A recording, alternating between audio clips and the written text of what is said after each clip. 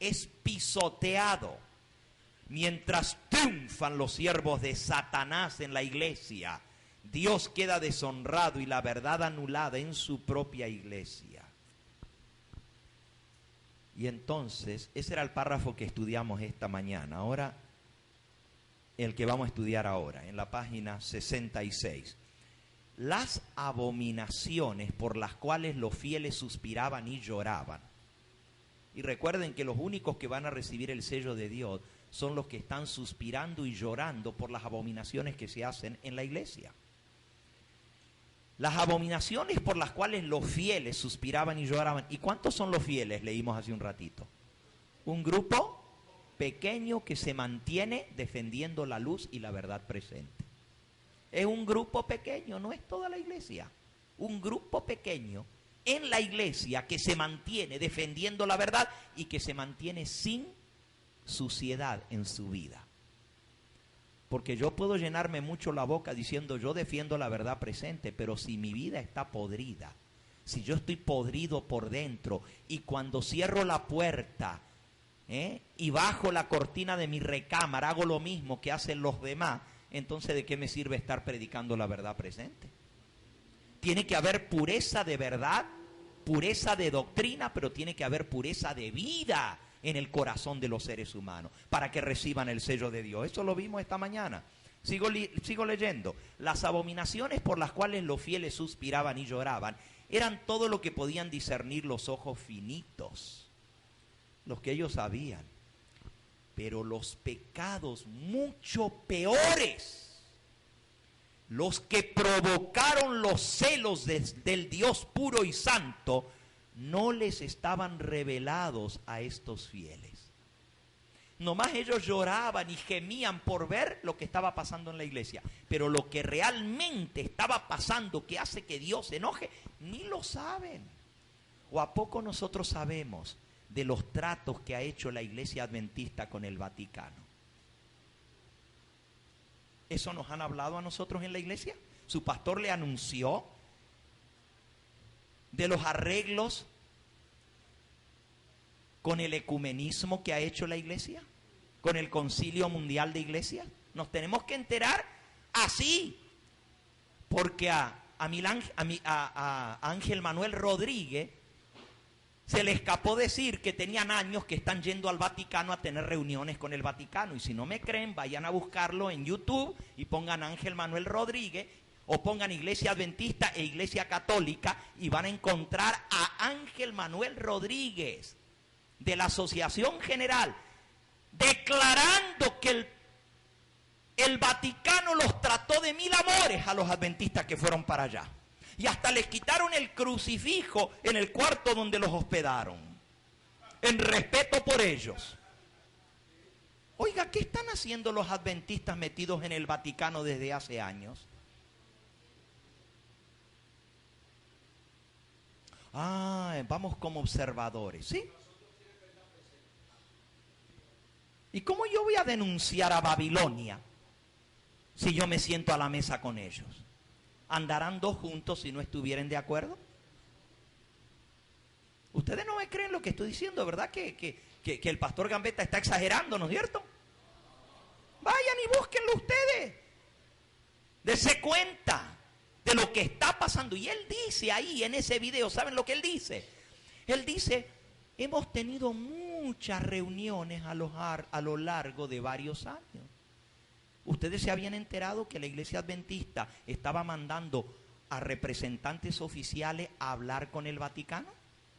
Les pidieron permisos a ustedes para tener esas reuniones, pero nosotros somos la iglesia. ¿Y cómo ellos nos van a representar ante el Vaticano? Diga, hermano. No escucho por los ventiladores, hable más fuerte.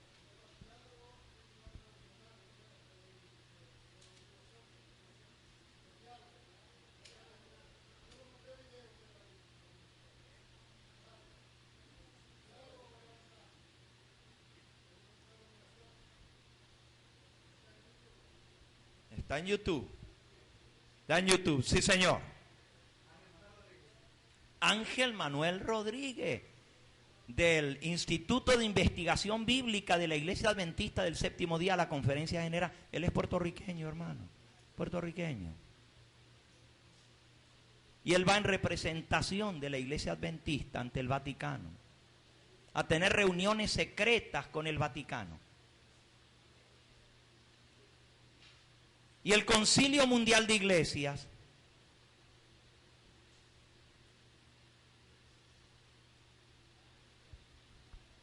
ustedes me miran como feo, hermano. Yo le voy a decir algo, vayan a la página oficial del Concilio Mundial de Iglesias y vean si la Iglesia Adventista está involucrada o no en el ecumenismo. Por todas partes ahora están aflorando que salen, hermanos, reuniones ecuménicas donde los adventistas están presentes. Yo tengo el montón de documentos en mi computadora que he ido guardando en un folder que se llama Ecumenismo Adventista, y la tengo llena el folder, más de 100 noticias donde la Iglesia Adventista participa en reuniones ecuménicas. Diga, hermano.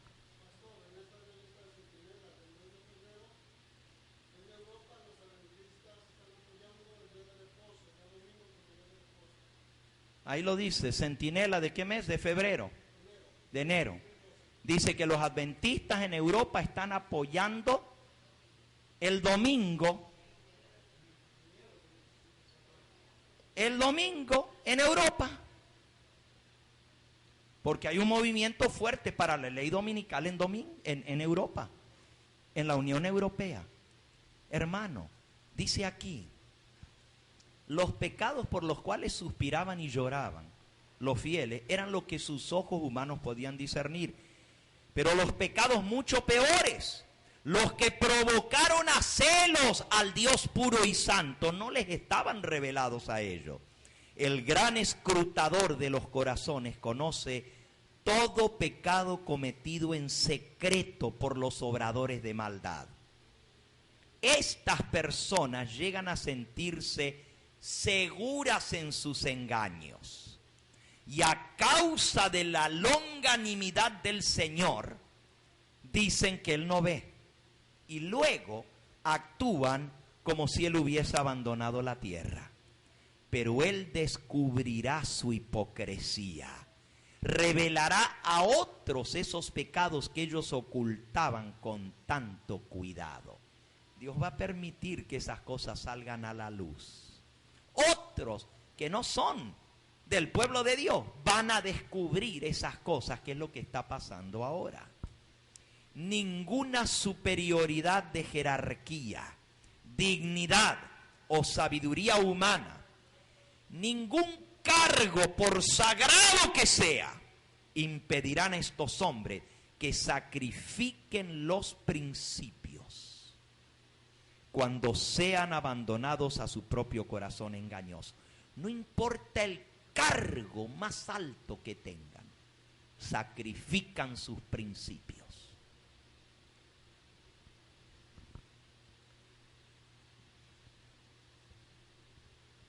Yo me sorprendí cuando el presidente de la Asociación General anterior al que está ahora, el pastor Wilson, el pastor Jan Paulsen, fue nombrado en el último congreso hace 4 años atrás,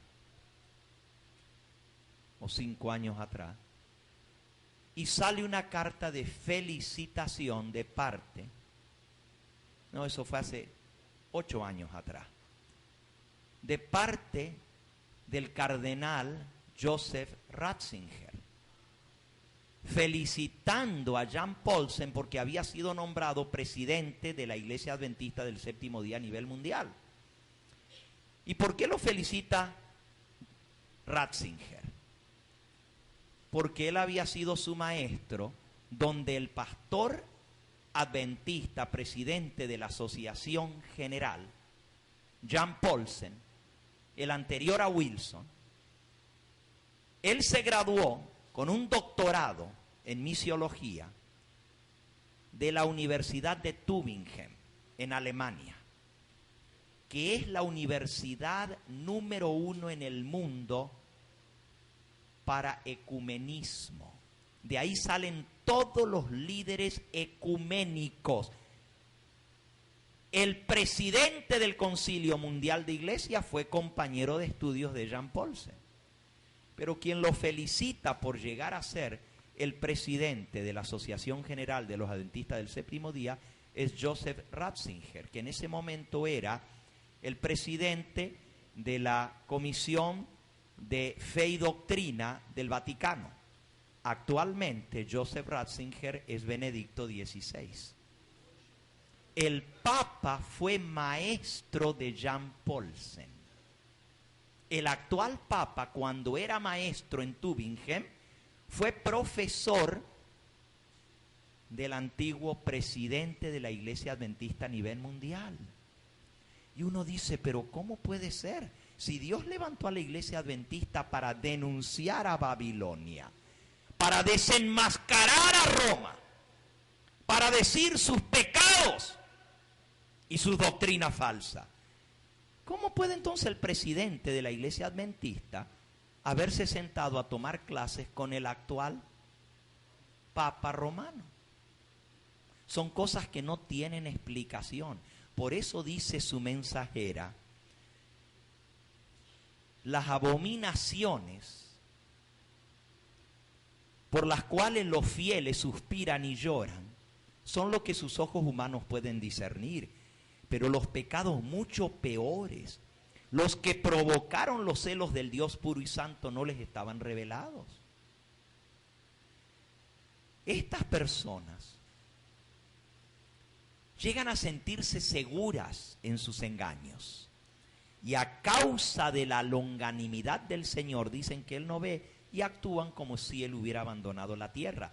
Pero Él descubrirá su hipocresía y revelará a otros esos pecados que ocultaban con tanto cuidado. Ninguna superioridad de jerarquía, dignidad o sabiduría humana, ningún cargo en la iglesia, por sagrado que sea ese cargo, impedirán a estos hombres que sacrifiquen los principios de la iglesia cuando sean abandonados a su propio corazón engañoso. Los que fueron considerados como dignos y justos resultaron ser los caudillos de la apostasía. ¿Saben cómo dice en inglés? Ringleaders of apostasy. Ringleader. Caudillos de la apostasía dentro de la iglesia adventista. ¿De dónde viene la apostasía, hermano? De gente de cargos sagrados que han hecho pactos que tú y yo ignoramos.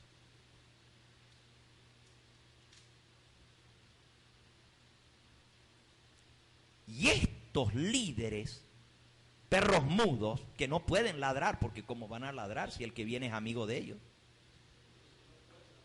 No pueden ladrar. El perro ladra cuando ve uno que no conoce. Pero cuando viene un amigo no puede ladrar. Mueve la cola de contento.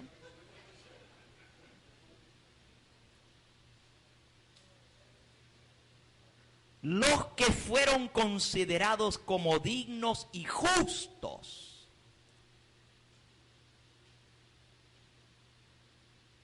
resultan ser los caudillos de la apostasía y dan ejemplos de indiferencia y abuso de la misericordia de Dios.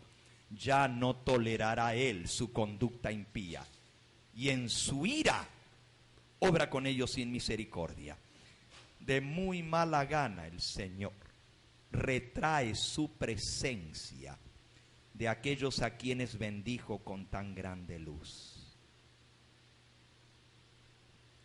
¿Qué es esto? Que el Señor retrae su presencia de aquellos que Él bendijo con tan grande luz. ¿Quién es el pueblo que ha sido bendecido con la más grande suma de luz y de verdad que jamás ha sido dado a alguna denominación sobre la faz de la tierra? Díganme ustedes, ¿quiénes son?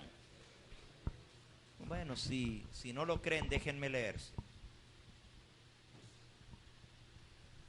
Página 46 del libro Eventos de los Últimos Días.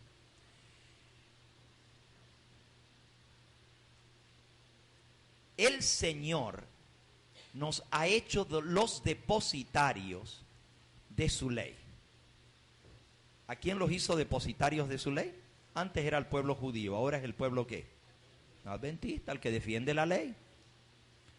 Nos ha confiado una verdad sagrada y eterna que debe darse a otros mediante advertencias fieles, reprensiones y palabras de aliento. Los adventistas del séptimo día han sido elegidos por Dios como pueblo particular, especial, separado del mundo, con el gran instrumento de la verdad. ¿Cómo se llama el cincel? La verdad. Los ha sacado de la cantera del mundo. La verdad es la que nos cortó del resto del mundo evangélico. Dios nos cinceló, cortó el pedazo de piedra de la cantera del cristianismo y lo hizo una obra maestra para su gloria. No porque nosotros éramos mejores que otros, sino porque el Señor se dignó, como es el artista, hacer su obra maestra a través de este pueblo. Los sacó de la cantera del mundo, los relacionó consigo y los pulió y los cinceló para ser sus mensajeros. Ha hecho de ellos representantes suyos y los ha llamado a ser sus embajadores durante esta última fase de la obra de la salvación.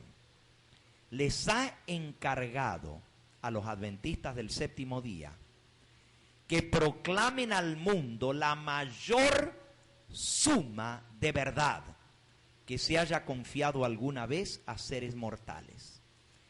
Les dio a proclamar las advertencias más solemnes y terribles que Dios haya enviado alguna vez a los seres humanos. A los adventistas nos manda a proclamar el mensaje más solemne y las advertencias más solemnes que jamás se hayan dado. El mensaje de los tres ángeles, aquí lo dice el párrafo que sigue. En un sentido muy especial, los adventistas del séptimo día han sido colocados en el mundo como centinelas, como transmisores de luz. A ellos se les ha confiado la mayor cantidad de luz jamás dada al planeta Tierra. La mayor cantidad de luz la tiene ¿quién? El pueblo adventista. A mayor luz, ¿más qué? Más responsabilidad. A ellos les ha confiado la tarea de dirigir la última amonestación a un mundo que perece. La palabra de Dios proyecta sobre los adventistas del séptimo día una luz maravillosa. Una obra de la mayor importancia les ha sido confiada. Proclamar los mensajes del primero, del segundo y del tercer ángeles. Ninguna otra obra puede ser comparada con esta obra y nada debe desviar nuestra atención de esta obra solemne y única que Dios les ha dado a los adventistas. Ninguna otra cosa debe tomar el lugar de proclamar el mensaje de los tres ángeles. Y el mensaje de los tres ángeles, el primero, anuncia la hora del juicio de Dios. ¿Quién está hablando del juicio hoy en día?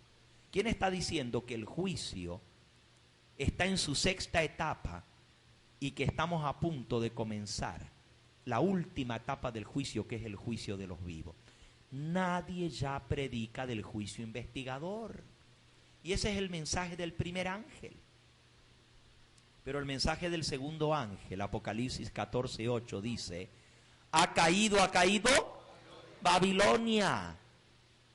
Se ha hecho habitación de demonios, guarida de todo espíritu inmundo y albergue de toda ave sucia, inmunda y aborrecible. Porque todas las naciones han bebido del vino del furor de su fornicación, y los reyes de la tierra han fornicado con ella. Los jefes de Estado, presidentes, reyes de las naciones han entrado en pactos con el Vaticano. ¿Y quién denuncia eso? Nadie se atreve a hablar de estas cosas. Pero Dios levantó un pueblo que tenía que desenmascarar a Babilonia. El mensaje del segundo ángel tiene que decir: ha caído Babilonia, porque ha emborrachado a todas las naciones del vino del furor de su fornicación. Pero hoy en día dicen que ese mensaje no llegó el tiempo de proclamarlo todavía. Y cualquiera que se levante a hablar en contra de la Iglesia Católica no vuelve a tener púlpito en la Iglesia Adventista. ¿No me creen ustedes? Pregunten. Si alguien que predique el mensaje del segundo y del tercer ángel le dejan usar el púlpito adventista, ¿por qué será, hermanos? ¿No será que han hecho algún trato?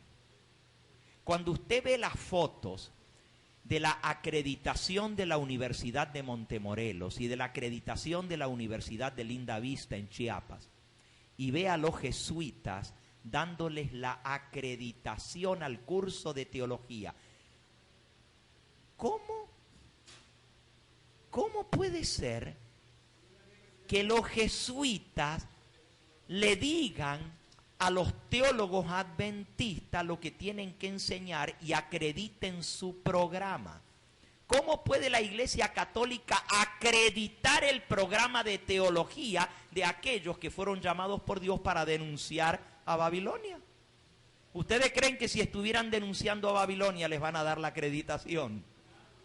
Hermano, diga. Andrews también. Andrews también. Miren, hermanos, la infiltración que ha habido en nuestra iglesia es de carácter magno, gigantesco. No podemos entender nosotros hasta dónde ha llegado este melcoche, esta mezcla del mundo con la iglesia. Si Dios nos llamó a ser un pueblo diferente, un pueblo que predique la verdad, ¿cómo entonces vamos a andar dándonos besitos y abrazos con el Vaticano? Si el Vaticano es el que persiguió al pueblo de Dios a lo largo de los siglos. Pero dicen, es que han cambiado. Es que ya ahora defienden la libertad religiosa. Roma nunca cambia. Adapta sus métodos para lograr. ¿Y saben cuál es la secta codiciada? Cuando el ex sacerdote jesuita Alberto Rivera, ¿han oído hablar de Alberto Rivera, un español? El de las publicaciones chic, el de los paquines, eso, que denuncian a la Iglesia Católica.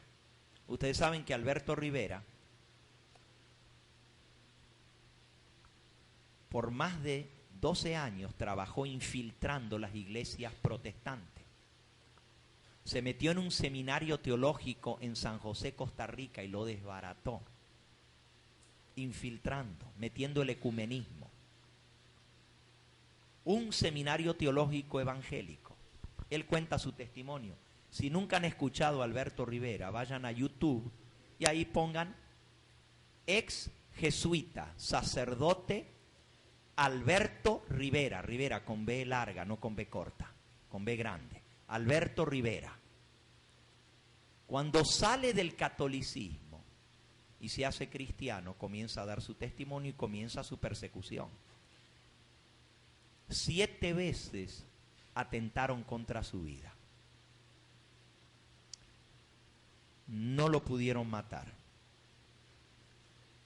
¿Saben quién lo logró? Su mejor amigo, que eran compañeros desde el seminario católico cuando eran jovencitos, que también se convirtió entre comillas con él y se hizo protestante.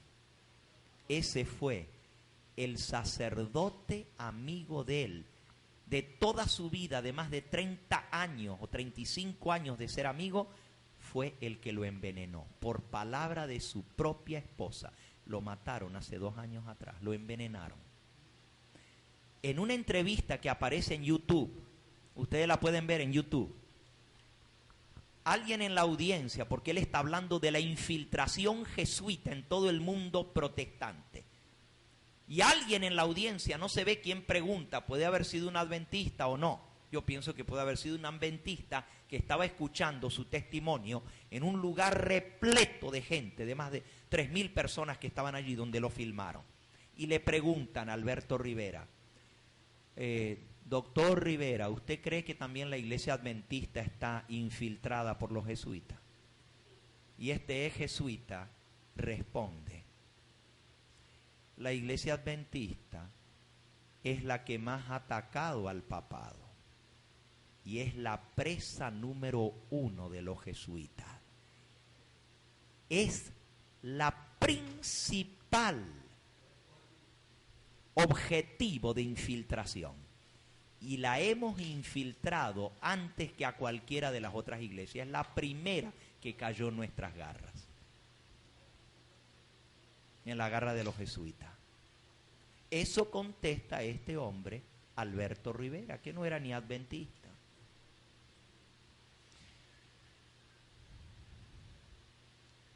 Por eso la sierva de Dios dice en esta cita,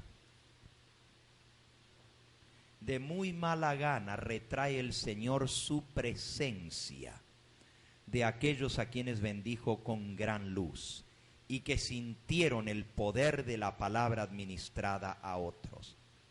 Fueron una vez sus siervos fieles. Hermano, perdón, yo no escribí esto, estoy leyendo lo que está escrito, porque es que dicen que el pastor Gambetta ataca a la iglesia adventista y ataca a los pastores adventistas. Yo estoy leyendo lo que dice su mensajera a su pueblo en el capítulo titulado El sello de Dios para estos días finales. Dice ella, de muy mala gana retrae el Señor su presencia de aquellos a quienes bendijo con grande luz y que sintieron el poder de la palabra administrada a otros. Fueron una vez sus siervos fieles, favorecidos por su presencia y dirección. Una vez fueron sus siervos fieles, pero se apartaron de él. Traicionaron su cometido sagrado e indujeron a otros en el error y por lo tanto caen bajo el desagrado divino. Miren lo que dice Ezequiel. Después de denunciar las abominaciones de Jerusalén. Y hermanos, Jerusalén es la iglesia adventista, no hay duda. Yo entiendo que esta profecía tuvo un cumplimiento literal en la caída de Jerusalén, claro. Y por eso cayó Jerusalén. Porque profanaron el sábado. Porque adoraron a ídolos. Porque se mezclaron con las naciones. Porque hicieron pacto con los pueblos. Dios dijo, no son más mi pueblo escogido. Y los mandó al cautiverio. Y todo esto que leímos se cumplió literalmente. Eso de la matanza que comenzó por el santuario, hermano. Y él dice, yo voy a usar extraños, a los caldeos, para infligir estos juicios en mi pueblo. Se cumplió. Los babilonios mataron en el templo y prendieron fuego a la casa de Jehová. Eso está todo contado en el libro de Jeremías. Los palacios, el templo sagrado, el lugar secreto del Todopoderoso, donde estaba el arca del pacto, fue quemada. Gracias a Dios que Dios instruyó a Jeremías, uno de sus profetas, que antes que los caldeos vinieran, porque Nabucodonosor vino y sitió la ciudad y la iba a destruir. Pero se llevó cautivos algunos porque le vino la noticia que su padre, Nabonido, había muerto. Y para que no se destabilizase su reino, Nabucodonosor tuvo que salir disparado de vuelta a Babilonia, a tomar el trono que había dejado su padre, que había muerto, Nabonido. Sí, perdón, Nabopolassar. Nabonido fue el último rey de Babilonia. Nabopolassar era el padre de Nabucodonosor. Y cuando muere Nabopolassar, En ese momento la ciudad de Jerusalén estaba sitiada. Lo único que pudo hacer Nabucodonosor fue tomar prisioneros algunos y se los llevó a Babilonia con él. Y fue a establecer la firmeza de su gobierno y de su reino como el nuevo rey. Eso fue en el año 605. En el 597 hubo un segundo sitio de Jerusalén. Y en esa vez se llevaron a Ezequiel y se llevaron al rey. Y le quitaron los ojos y lo llevaron con cadenas. Y le mataron todos sus hijos delante de él. Y le arrancaron los ojos y se los llevaron a Babilonia. Ezequiel, que estaba en Babilonia, está escribiendo esto que nosotros estamos leyendo. Y Dios lo llevó a Jerusalén en visiones y le mostró que no habían escarmentado con la primera venida de Nabucodonosor. ¿No tiene una que no esté con hielo, hermano? Ahí hay una, ok. Porque esta está un poquito fría, la voy a dejar que se ponga al tiempo, si no me afecta la garganta, me voy a tomar esta calentita.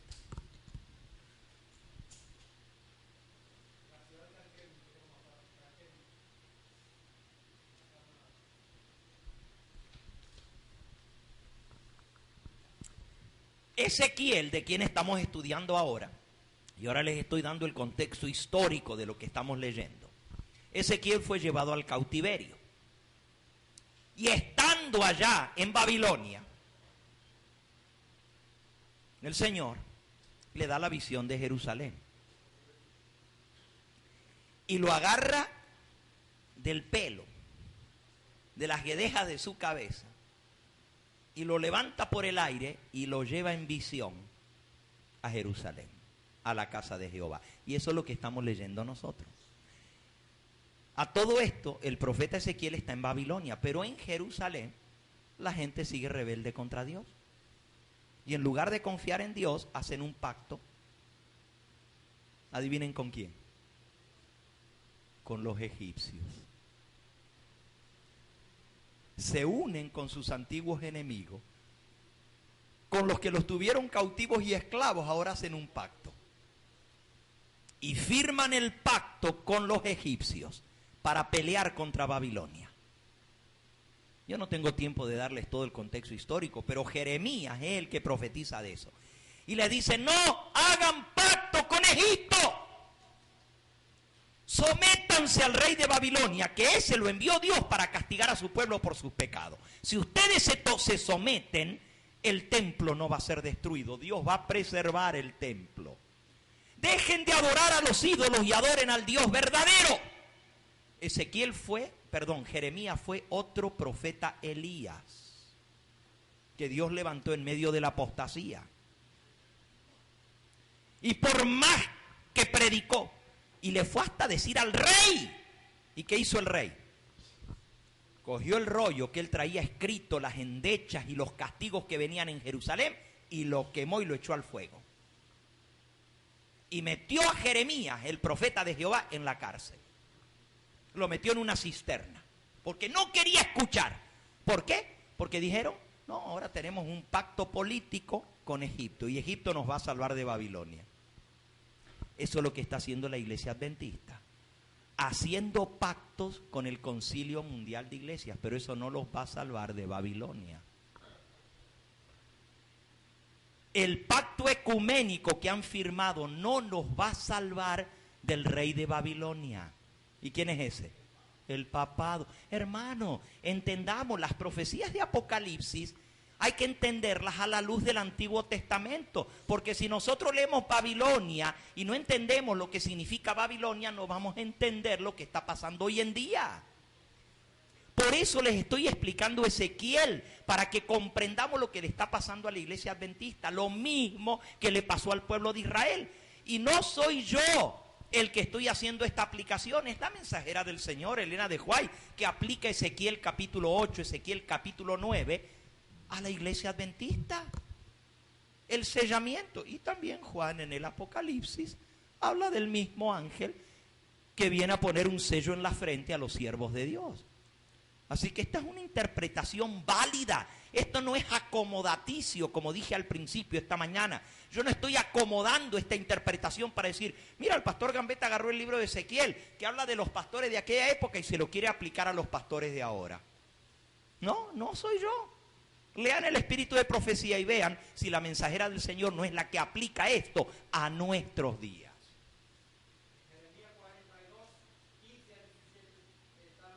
Está la caída de Jerusalén. Sí, cuando hicieron pacto con Egipto, exactamente. Eso está en Jeremías 42. Y en Jeremías 52 está la caída de Jerusalén y cómo se quemó el templo y cómo se quemaron los palacios y todas las casas del pueblo de Israel fueron entregados en manos de los babilonios. Y el que había comprado casa barata, que estaba contento porque agarró buen precio, la perdió. Perdieron todo, todito. De nada les sirvió y nunca volvieron a esas casas. Porque cuando volvieron del cautiverio, ninguno de los que se habían ido, muy poquitos, regresaron. Y todos tenían, si se acordaban del cautiverio, si se acordaban de la quema de Jerusalén, tenían más de 80 años. Exactamente, se cumplió la palabra de Dios, se murieron. Los que salieron fuera de la ciudad escapando, los agarraron afuera y los mataron a espada. Y los devoraron las fieras. Y los que se quedaron dentro de la ciudad sitiada, se murieron de hambre, se comieron los animales inmundos, se comían las víboras, se comían las lagartijas, que para el pueblo judío eso era algo inmundo. Se comían los caballos, los camellos y hasta las cabezas de los burros. Y cuando se acabó todo lo que había para comer, agarraban los zapatos y los cinturones y hacían sopa con la suela de los zapatos para que sea tener un poquito de gustito a cuero, para comer agua. Agua sucia, eso era lo que comían del hambre. Ustedes se ríen, pero ustedes no saben lo que es el hambre, hermano. Uno se come lo que encuentre. Y cuando ya no había más para comer, porque habían arrancado la última hojita que crecía, se habían comido el pasto, se habían comido los yuyos de la ciudad, las hojas de los árboles estaban peladas, porque había más de 1,5 millones de gente dentro de Jerusalén y no había qué comer. Las cortezas de los árboles se comían, como hacen los conejos allá en el rancho La Esperanza cuando viene el tiempo de seca, que no encuentran qué comer y nos van a los árboles frutales y le comen los troncos, las cortezas de los árboles. Así el pueblo de Israel se comía hasta las cortezas de los árboles. Y cuando ya no había qué comer, una mujer le dijo a la otra, dame aquí tu hijo, lo matamos y no lo comemos. Y la otra le dijo, ¿y por qué no tu hijo? No, porque hoy es el mío y mañana el tuyo. Y ustedes se ríen, hermanos, pero eso está en la Biblia, yo se los puedo leer, eso está en la Biblia. Que se comían los hijos. ¿Qué no lo leímos esta mañana que Dios lo había hablado por boca de Ezequiel? Que hasta sus hijos se los iban a comer del hambre. Y usted dice, pero eso fue en aquel entonces, hoy en día no. Espérate, hermano, porque todavía no hemos visto el cumplimiento de esto en la iglesia adventista. Al buen entendedor, pocas palabras.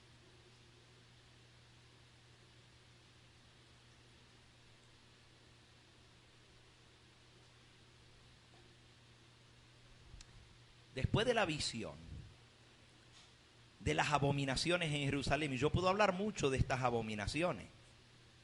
Vamos de vuelta a Ezequiel 8. Ezequiel 8. Primero habla de las recámaras pintadas de imágenes, de la imagen del celo. ¿Ustedes saben lo que es la imagen del celo? Miren, hermano, yo no voy a entrar a explicar mucho de esto porque no es muy bonito esto, pero solamente les voy a decir esto.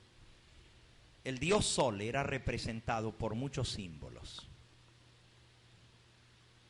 La pirámide era símbolo del dios Sol. El obelisco era símbolo del dios Sol. Y la imagen del celo es un masebat, así se dice en hebreo, masebat. Y masebat quiere decir un monumento de piedra parado, erguido. Representa el órgano masculino en estado de erección. El matzebá, el símbolo del dios sol, por eso los egipcios usan un obelisco. En Israel habían puesto un obelisco, una imagen del celo, en la entrada de la casa de Jehová. Es el símbolo del rival de Cristo, de Jehová, porque es el dios sol. Es el símbolo de Tamuz. Tamuz es el dios babilónico que estaba representado por la imagen del celo.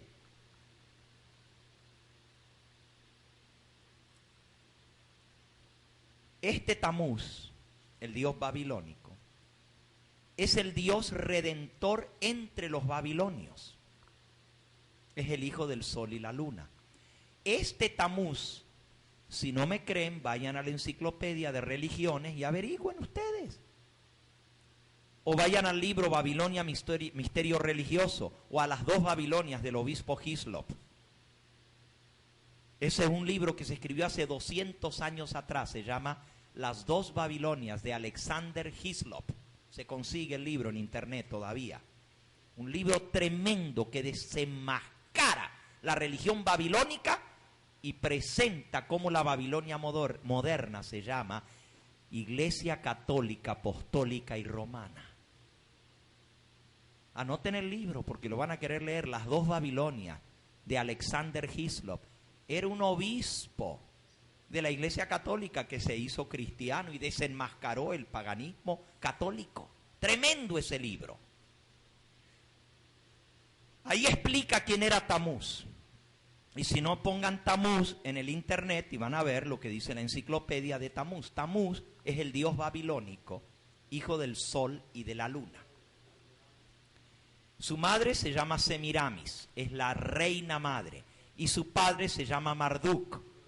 Nimrod, el mismo rey de Babilonia. Este Tamuz nace un 25 de diciembre. ¿Ustedes no me creen? Vayan, compruébenlo, no tienen que aceptar mi palabra. Nomás vayan y véanlo ustedes mismos. Tamuz, el nacimiento de Tamuz se celebra en Babilonia 3000 años antes de que Cristo nazca en Belén. Ya estaban celebrando el 25 de diciembre el nacimiento de Tamuz. Y usted dice, pero qué casualidad, porque también Jesús nació un 25 de diciembre.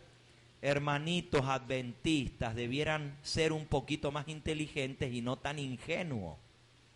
Cristo no nació un 25 de diciembre. El 25 de diciembre es una fiesta pagana. El nacimiento del dios sol, Tamuz. Y Tamuz está representado por un árbol. El árbol de pino que no pierde las hojas porque no muere en el invierno. Es perenne, representando al dios sol. El pino es el símbolo de Tamuz. Y adornan el pino para su nacimiento con luces. ¿De dónde creen ustedes que viene el arbolito pino adornado con luces? De Babilonia. Pero resulta que ahora en la iglesia adventista les gusta poner el arbolito y adornarlo en las iglesias adventistas. Una costumbre pagana. Este Tamuz muere en un crimen horrendo a los 33 años de edad. El crimen descuartiza el cuerpo de Tamuz, lo cortan en pedazos y lo mandan por toda Babilonia. Y su madre, que se llamaba Semiramis, que tuvo a Tamuz siendo viuda, porque ella quedó viuda de Nimrod, Y estando ya viuda, salió embarazada. ¿Quién sería el padre de Tamuz? ¿Quién sabe quién sería el padre? Pero ella dijo que había sido su propio esposo que la había dejado embarazada, porque cuando él murió ascendió al sol, y una mañana cuando ella abrió la ventana, el sol se metió por su ventana, la tiró al suelo y la dejó embarazada. Y ahí nació Tamuz, concebido por obra y gracia del santo Dios Sol.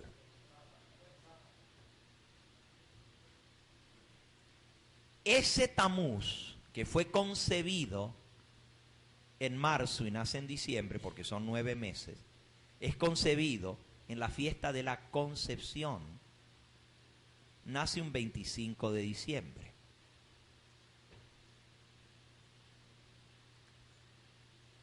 Los babilónicos celebran la fiesta de la concepción de Jesús y de el nacimiento de Cristo.